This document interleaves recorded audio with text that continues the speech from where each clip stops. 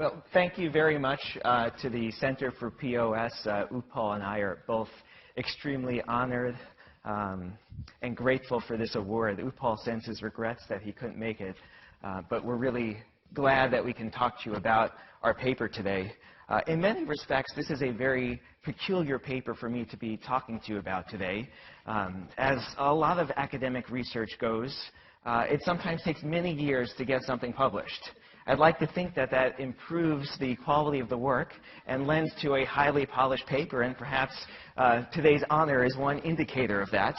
But that doesn't negate the fact that this paper harks all the way back to my dissertation research, and the last time I talked about some of these ideas was when I was first on the job market as a rookie. So this is a peculiar paper in that regard.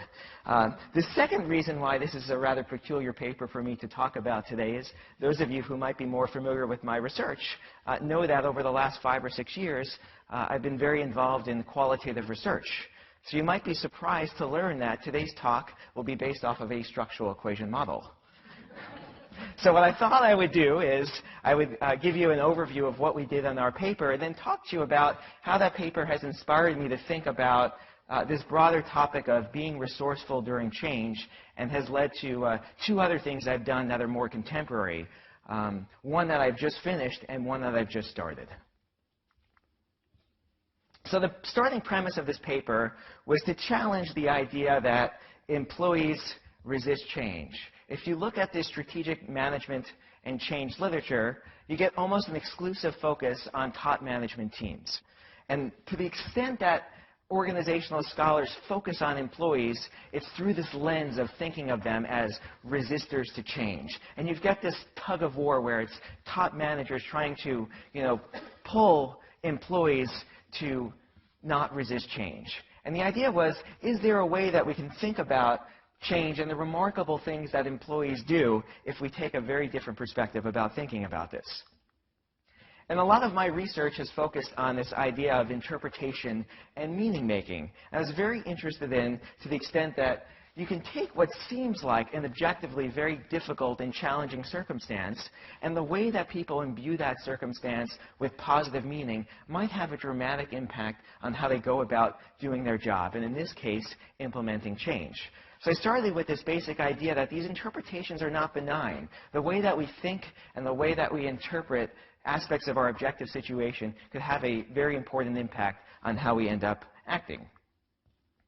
So what I did is I looked at an organization that I'm calling Retail Inc., and it was going through a structural integration. It had 2 divisions, a Big Box Go division, which was a Big Box Go 30,000 square foot store. They sold leisure and entertainment products, and then a smaller mall-based store called Mallco. And what essentially the organization was trying to do is take the more successful Big Box Go model and replicate it in the mall. The mall division had been acquired about 30 years prior to this change, and they hadn't fully integrated it. So we're studying this structural integration where the Mallco stores became Big Box Go light stores and adopted the routines and practices of the larger Big Box Go stores. And what struck me as interesting as I went through thinking about this project is this idea of how people make meaning of change. And I met, this is her name isn't Rebecca Resistor, but this is someone at one of the stores. And she, I think, exemplifies the way that the field traditionally views how people respond to change and how they interpret it. So she knows, what is the point? It's harmful to the company. It confuses people. And I don't think much will change. But what was remarkable is, same context, same store, very similar profile. Betty Believer worked same number of years in the store, same tenure at the organization, same position in the organization, going through the same thing, taking that same objective circumstance and coming up with a very different type of meaning making, where she talks about enjoying the fresh appearance of the store, like the increased impact on the marketing, and talks about how the change helps align the stores and the marketing and the promotion. And so the question was, how might these very different types of meaning making impact how employees implement change? So drawing off of largely research in social psychology on meaning making, we developed a meaning making change adaptation model, which has 2 main premises. The first premise is social psychologists focus on the idea of when you're going through a difficult circumstance, and they're usually dealing with stuff like debilitating diseases or death of family members, you have to subsume it in some larger worldview. How do you make sense of it? By thinking about it in terms of a larger worldview. They usually think about religion or spirituality. And then the second aspect of their approach is to think about benefits finding. How you can find that proverbial silver lining that no matter how difficult the situation that you're in is, you can find benefits to being in that situation and find that silver lining. So in the context of change, this could look like what we call a strategy worldview. Some overarching story that helps lend coherence to the change about how the organization is changing and why it's changing, as well as also this idea of benefits finding about change, finding more benefits to the downside of change, imbuing the change with positive emotions as opposed to more negative emotions. And the idea is this might strengthen how you think about the organization and increase your attachment. So in a more formalistic model, this is what the meaning-making change adaptation model looks like. I'll focus on the middle aspect of the model because that's how my research has evolved. And essentially, what we examine is how this meaning-making of benefits finding can help endogenously produce these psychological resources and equip people with the very things that they need to make change effective and become engaged with it. So, for example, benefits finding, by thinking about the upsides of change more than the downsides, makes you more committed to implementing the change because you have this more general desire to really improve the organization. It increases your sense of how you view the organization by making you more attached to it because it strengthens that reference. And perhaps by seeing more benefits to the change, you tend to look at the world and your organization through a set of rose-colored glasses. And that might make you feel more efficacious in your job and what's expected of you during change. And then on the strategy worldview, by being able to tell this larger narrative of this is how the organization is changing, this is how I can understand and subsume it in some larger framework, it might make you more committed to the change because you, again, begin to want to help that organization along this larger collective journey. It makes you more identified because you begin to see that organization as a place of strength and not of weakness. And it also might make you more efficacious because it reduces some of that uncertainty that you have during change. So in terms of measures, we took some pretty traditional scale measures and then analyzed the meaning-making of employees along these benefits finding and strategy worldview dimensions. And it led to this set of findings, which turned out to be more complicated than we had originally thought. So we had looked at how both meaning-making dimensions, benefits finding, and strategy worldview would each create this battery of psychological resources: commitment, identification, and efficacy. But it turns out there's actually two types of paths going on here. One I would call more of an affective hot path, where its benefits finding is activating more of a set of attachment resources, making people more committed to the to the change, more identified with the organization. And then you have more of a cooler cognitive path where it could be that strategy worldview is creating this uncertainty reduction, this sense of greater control over what's happening in your organization, and that's driving the efficacy resource. Of course, all three resources are driving how employees are engaging with the change in terms of both their in-role or focal behaviors and their exit-role behaviors. But you get these two very different pathways, each creating its own set of resources that takes this objectively difficult situation and imbues it with positive meaning to get people really engaged with the change. So where I think this leads us with is this idea that the way that we interpret change has this dramatic impact on creating the very psychological resources that employees need to be able to implement change and be engaged with that change. And it's this endogenous resource process that I think I've become really enamored with in the next two studies I want to talk about. At another level, this idea of challenging the resistors to change story, I think, opens up a new window of possibility for thinking about remarkable behavior during organizational change. Once we get over this idea that the dominant narrative to change is that employees resist change, we might be able to better see collectively this idea of all of this remarkable behavior that employees do to help make change successful. But we tend to miss that when our dominant lens looks through the world as trying to find that resistance and overcome that resistance, as opposed to looking for that engagement and that positivity. And then finally, this idea of the content of meaning making, which was unexpected in terms of our hypothesized model. The idea that it's each dimension of meaning making creates a unique set of resources, really points to the importance of not only the process of interpretation, but how that content may create its own stock of resources.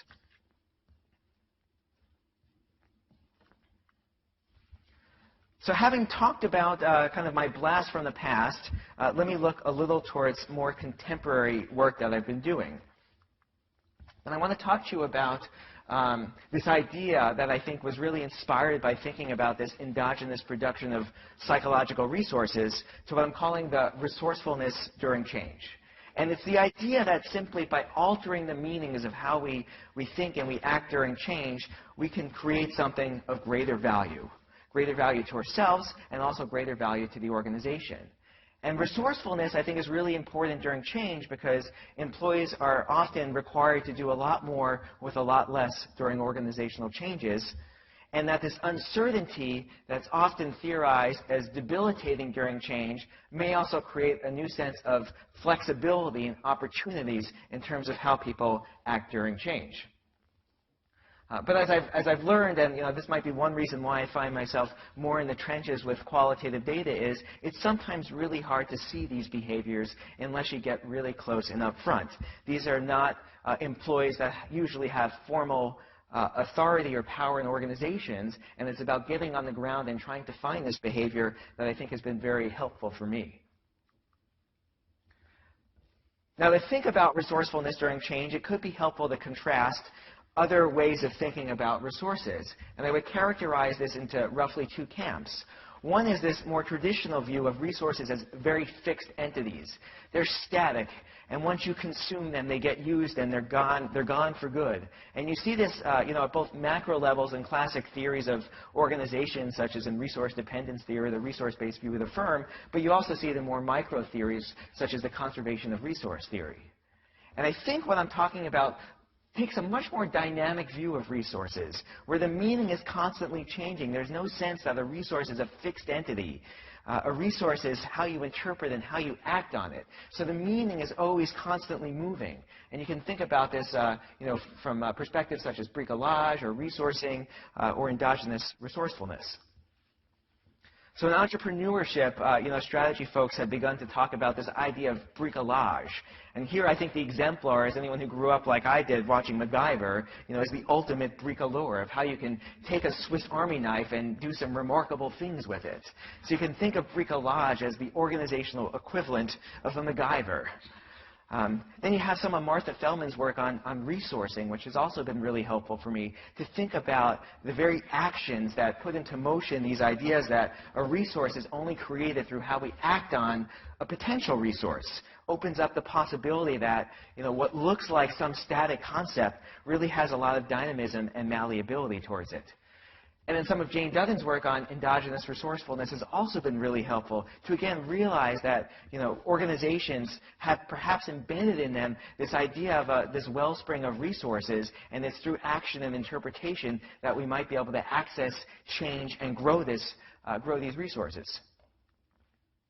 So that takes me to a study that I just completed in the context of women's fashion boutiques. And let me say a bit about how my thoughts on resourcefulness began to evolve, because I think it's a very personal story. I was doing field research at this chain of women's boutiques that was growing at a rather rapid rate and trying to understand how it was able to grow so dramatically. And as part of my research, I did some field visits where I would watch a team that would take literally an empty store and in 3.5 days unpack an enormous amount of boxes, set up the store in terms of its fixtures, set up the store in terms of its products and its back room, and basically take this empty space and make this absolutely aesthetically beautiful thing in 3.5 days to grand open, to soft open on the end of the 4th day and to grand open on the 5th day. And what really started making me think about this idea of resourcefulness is this idea that within 10 minutes of my first visit to go observe one of these teams, and this team happened to be somewhere located in the Midwest, I was turned from a scholar. I thought I was there with my notes and my recorder. I was turned from scholar into an employee to participate in this process. And I realized that this had to be the ultimate example of being resourceful in terms of this team, because they took someone who was very ill-equipped to be working in the women's fashion industry and turned him from a scholar into a full-fledged employee. So that was kind of personal story 1. Personal story 2 is, after I became turned into this full-fledged employee of this store, I unpacked a box of what turned out to, what looked like this. And I had no idea what this was at first. But I started playing with it, as I think guys like to do. And I realized, it could be a necklace, but it could also turn into a bracelet. And this was this idea of moldable jewelry. And why I think moldable jewelry was really important to me is, both the symbolic version about thinking about a resource as very malleable, about how you can take a piece of jewelry and, make it a necklace or make it a bracelet. But it also led to an action that I ended up taking that helped me really understand this idea of resourcefulness. And what essentially happened was, as I was unpacking this box and realized you can do all kinds of neat things with this and play with this, and this was a little different than the scarves and the dresses I was playing with earlier in the day, and I got excited about, playing with this stuff. What I did is I started making a fixture, and I'm not going to be able to replicate this perfectly, but I started making a fixture in which you can display the moldable jewelry. So you can imagine this standing on a table and then hanging some other bracelets on this. And I thought this was interesting because, one, I needed a place to actually unpack and physically display this moldable jewelry, and by using the moldable jewelry to display the moldable jewelry, I was signaling that this thing had multiple uses, both to myself and to my customers. And so, as I was going through and playing with the moldable jewelry, I was reflecting on my data, and I came across Ethan's story. And Ethan is a store manager for this organization. And I began to really see what he was doing through this lens of moldable jewelry, or resourcefulness. So this was the story that Ethan shared with me at a time when he felt he was working with an inferior product. We got these ridiculously inferior 2 dresses that were completely sheer. You couldn't wear them with anything, and the straps were falling off of them and the hangers. We couldn't sell them in the company and order tons of them. And so I look at them and think, crap, we need to sell these. So I cut all the straps off of them. I rolled them up and merchandised them on the mannequin. I made the sign, beach cover-ups, and we blew through 50, 60, 70 of them really, really fast. And so Patty, a founder, called me, and she was like, how did you sell all those? Because they're all gone in your store, but no one else has sold them. And I told her what I did, and she said, you have to look at a product and take it as a challenge sometimes. So when I get stuff that I think is personally garbage, I look at it as a challenge. How am I going to make it work? So, Ethan, in a much, I think, more elaborate way than my moldable jewelry, took this product that didn't seem to have much value and physically and cognitively transformed it into something of greater value, which to me really signaled this idea of resourcefulness. So what I went on to study is to understand how, at an organizational level, you can foster this idea of resourcefulness. The paper on engagement with change was really focused on individuals and how through their interpretations they could create these resources that engage them with change. But here I was seeing a story at an organizational level and how organizations can foster this resourcefulness through these practices. So in an environment in which the organization perceives that they don't have much, I saw that top managers adopted this practice of facilitating a resourcing identity that enabled people to relatively autonomously engage in this type of resourcing behavior as Ethan talks about. But as the organization grew dramatically, I mean, going from 80 to several hundred stores over a period of a couple of years, managers changed the practice that they used and focused more on the regulation of potential resources and how they interact with employees to send over some potential resources and withhold other potential resources as a way of continuing to foster this type of resourcing.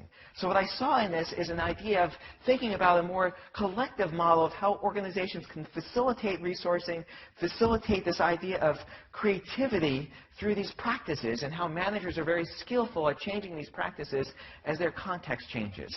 So hopefully that will whet your appetite to engage with the rest of this paper. But speaking of appetite, the next study I want to talk to you about is something that I just started several months ago that I'm equally excited about. And this is from, instead of fashion boutiques, this is the gourmet food truck industry. And this has been a really fun and exciting project. And what I've wanted to do here is, again, continue on this idea of resourcefulness, but look at it from a very different lens. And those of you who might be not familiar with food trucks, and I knew nothing about them 5 months ago when I started this thing, this is a very hard way to make a living. And I think my informants do a much better job than I could possibly do in talking about the objectively difficult circumstances they live in, but also how they interpret those circumstances. So here's a conversation 2 of my informants were having as I was interviewing them. When you drive, everything falls from the ceiling and comes out of your fridge. Your grease falls down, you spill oil, your freezer opens and everything pours out of it. The sauces come off the top. You hit a bump and the fryer comes down, the grill comes down, eggs fly out the side, and the barbecue sauce flies out. We get back at 3:30 in the morning and we're cleaning up eggs and barbecue sauce. We've got to work the next morning. The truck life. You've just got to let it go. Yes, we learn to let a lot of stuff go. If you're a stubborn person, you're in the wrong business. Stuff goes wrong no matter what. There's no foolproof. We got to the place the other day and our generator didn't work. Somehow, we always get it done. Somehow, some way, we get stuff done and get it done right. And what I'm trying to understand is what seems like a remarkably difficult context. Your generator breaks, you're out of business for that day, your food perishes, and you're not generating a lot of cash in this type of business. It's very difficult. It starts raining, and you can't work that day. So what I try to understand is, what might it be about this circumstance that lets people do remarkable things? Because they are creating amazing food, and some of them go on to be extremely successful, opening up several trucks, opening up brick-and-mortar restaurants, opening up chains of restaurants. And the first thing I noticed is, consistent with what I've seen in women's fashion boutiques, is that there is a sense of individual and organizational bricolage. Just like Ethan's beachwear, in this case, I had the kimchi fries. So one of the items that we are known for is kimchi fries. But that happened because kimchi wasn't selling and fries weren't selling. So I put them together, and now it's one of our most popular items that we have on the truck. So again, it's this idea that you can take 2 things that seem to have no or little value, just like Ethan's dress, and how you act on it creates much more value and a much bigger resource. And this truck is actually known for their kimchi fries, and it is their best seller. But I thought that couldn't be the whole story, because again, the circumstances that these organizations are in, I thought there might be something more than just kimchi fries to this story.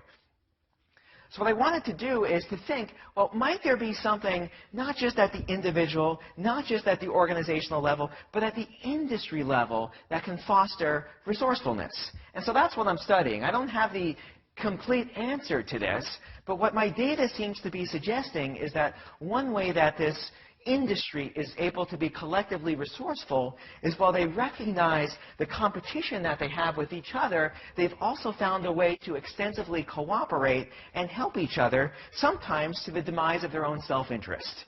And what I'm trying to do in this study is really understand what it is about this industry practices that allow them to be collectively resourceful. So I'll just share with you one story that's trying to help me think about how this industry can be collectively resourceful. And I'll share with you this story of a pizza maker. As you can imagine, it's pretty difficult to set up a pizza food truck because the equipment you need is a 700-degree oven that weighs several thousand pounds. And you put that in a tin box on wheels in a hot summer day. And, well, the typical food truck can get up to 130, 140 degrees in the summer. This one is that much hotter because of that oven and the heat that it creates. So it's a pretty difficult environment to work at.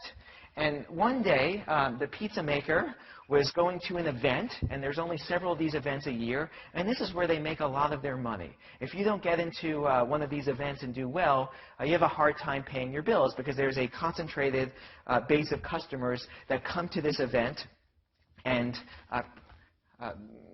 go to patronage these food trucks. The problem is that the pizza maker realized at the beginning of the day he did not have enough cheese to service his customers. So this is what he talks about what unfolded. A competitor saved my ass at Hot Wheels on Sunday. I looked at everything and I was like, I don't think I have enough cheese. And I was right, I didn't. I sent out a tweet at 5 o'clock in the morning saying, help! Anybody want to sell me a case of mozzarella provolone blend? Mayday, please retweet. An hour later, hey, I'm going to Restaurant Depot. What do you want me to get? And if he hadn't brought me those 2 bags, I would have made $430 less. And he didn't let me pay him for them. We don't hang out the way I do with some of the other folks, but he still did that for me in a heartbeat. I say that designates community. That's strong. And so what I'm really trying to understand is how this industry has emerged, that it has these practices, that this behavior happens every single day. It happens every single day where someone gets sick, they can't make their obligation, they'll call in another food truck to cover their shift. It happens every day where a truck might be struggling financially and hasn't done well in the past few weeks, and one of the trucks will give up its lucrative spots and its shifts for the day to help another truck to make sure that they get money in for that day so they can stay afloat. And so what I've been doing over the last few months is just collecting a lot of really interesting data about these stories of extensive cooperation, but not just self-interested cooperation, but help when it's not necessarily in your self-interest. And I'm trying to understand what it is about this industry that makes what I think are these resourceful practices. Because again, you put yourself in the position of one of these food truckers. You're working 18-hour days. You're working in very difficult conditions. How can you persevere and continue to make your food, engage in your creativity, service your customers? And the fact that this person can call out and get on Twitter and gets these responses, not from his friends per se, although they are very friendly towards each other, but from his competitors who will refuse to take payback for this bag of mozzarella cheese, to me is pretty remarkable.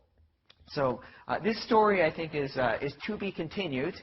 But what I really like about it is, again, it thinks about resourcefulness not just as an individual property, not now just as a property of the organization, but now as a collective property of an entire industry. And that has me really excited. So I want to just thank you for picking the time to listen to me today. And again, we're very appreciative of the award, so thanks again.